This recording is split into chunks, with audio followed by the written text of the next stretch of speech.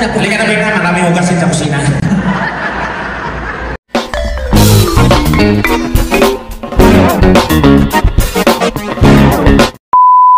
Itsura ni Tekla, di ko alam kung drug lord na parang vampira, na parang ano, no? Kasi di pa naliligo. Grabe. Oo! Magsa 2 weeks na kami sa Canada. Twice pa lang naligo.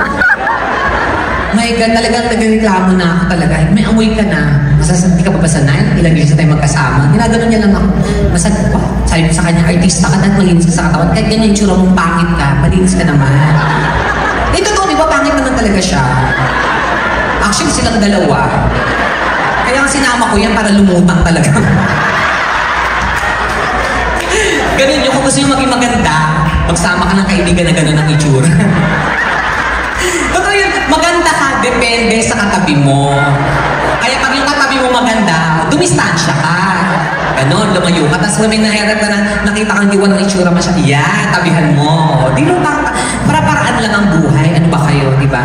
Parang ako, di ba? Diyos ko, pinapara-paraan ko lang yung mga damit ko, mga ganyan. Pero ito po namin talaga, maganda naman po ako para sa inyong paningin. Ay, salamat po. Pinaghirapan ko din po kasi ito. Yung mga bagay-bagay na. Pero gusto ko talaga dapat magkaanak since nga hindi talaga pwede. Pero pinalitan ko naman siya. Kasi yung talagang pangarap ko magka-pepe. Ang maganda lang po kasi sa dating, pag nagka-pepe kami, hindi po siya tulad nung sa inyo na habang nagkakaedad din siya. Ano. So kasi hindi naman siya parte ng katawan namin. Tsaka pwede kami mamili anong lalim. Kaya kung ako, dati, target ko kasi medyo mga ibang lahi, foreigner, gano'n. So yung pinagawa ko, malalim. Oo, malalim po siya. Tapos na hanggang lipod. Para pwede na siya magtingiran niya ako, pwede siya umigil. May butas na agad. Hindi na pa yung... Okay. I wanna pee. It's okay, go. Dito na parang may fountain na ng water. Ganun po yun. May kaibigan na ako, yung bakla, maitim siya. Maitim na maitim, tapos nagpagawa. Sabi ko, nagpagawa ka na sabi niya, oo. Tinignan ko, ang layo sa kulay mo, ba't puti? Parang may an-an. Sabi niya, maganda yan. Pinatay niya yung ilaw, glow in the dark.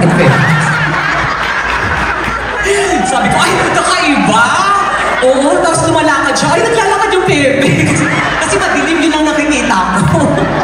So, pwede pala may mga gano'n. Hindi, pwede kasi talaga po kami mamili. O anong hiwa, anong ganyan. So, at least kahit paano sa akin maganda yung pagkakagawa. At saka may sensation na po. Dati kasi wala talaga. So, ngayon meron na siya. Oo, medyo mahal lang po talaga. 300,000 to, papunta ko ng Thailand. Yes, pinag-ipunan ko po yun. Pero hindi ko alam na gano'ng kamahal. Pagdating ko ng Thailand, ang dala ko 150 lang. So, nagka-problema ako. So, kinausap ko yung doktor kung pwede mong operahan. Sabi niya, yes, gagawa natin ng paraan. Ginawa naman ako. Tinanggal niya yung ari, iniwan yung itlog kasi kulang yung bakla. So, may pepe ako pero may goiter. Sabi ng boyfriend ko, ano yung pepe mo, kuya? May eye bags, ano ba yun? Eh, pinatulog ko, hindi pa rin nawawala. Pero ngayon kompleto na po siya. Ayan po, oh. Wala na talaga. I'm so proud. Yes. Minsan nga pinaglalakad ko siya mag-isa eh. Ay, may picturean niya. Huwag naman, mami. Yung pepe niyo ba, picturean ko din, papayag kayo. O, di ba hindi rin? Ipo-post ko sa Facebook, okay ba yun? O, di ba? Ganun talaga. Pero in fairness, alam niyo, nag-enjoy talaga ako sa ibang bansa. O, kasi dito, hindi ako masyadong acknowledge ng ibang lahi.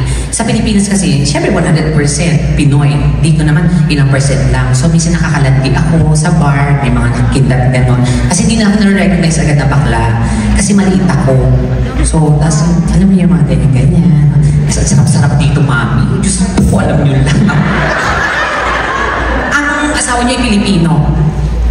Nakapag-asawa ko rin ng ibang lahi, hindi na po. Dapat, nakamami. Yung talaga, ay naku mami, Diyos ko, doon talaga ako talaga. Hindi masarap kasi, tsaka dito ang kagwapo. Yung mga kapatid, mga boblero, mga karpentero, welder, ang sasarap. Sa Pilipinas kasi malaki kami mga welder, parang babaho ng itlog. Hindi ko nilalahat, yung mga itsura lang kasi. Pero dito kasi kahit pawis na, ang sarap kasi kita mo yung abs. Diba? Tsaka pag ginanon mo, diba, dito to. kita mo yung katawan, ito yung keme, laki-laki. Tapos yung katawan, abs. Pagdating dito, ang ganda ng ilong, tangos. Diba? Yung mata, gray. Diba kaya? Diba? Sa Pilipinas, pag gano'n may amoy.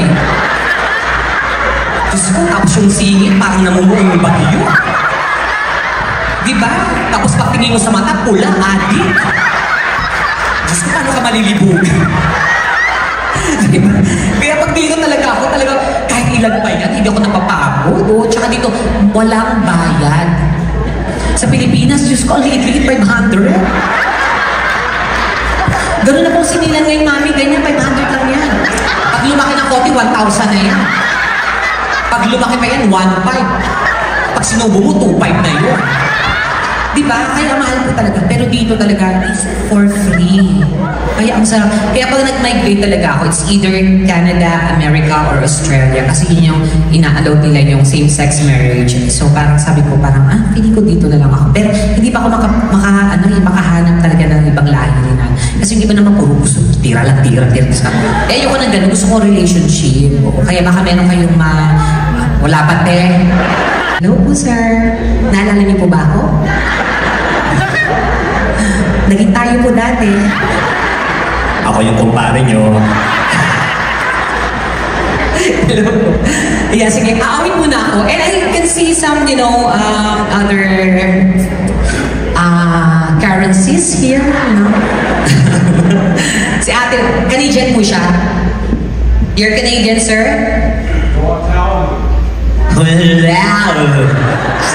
ka demonyo ka. Naintindihan! Ate, doon sa iyo. Hindi ko na maintindihan. Kaya yung mga hindi ko alam kung lasing ko kinakain yung mga leraw.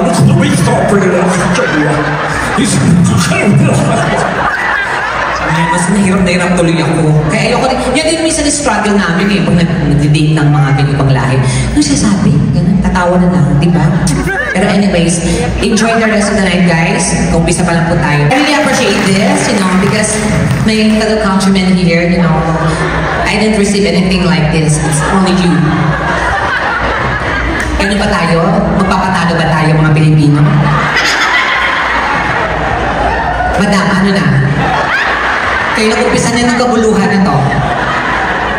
No, thank you so much again. 100, share.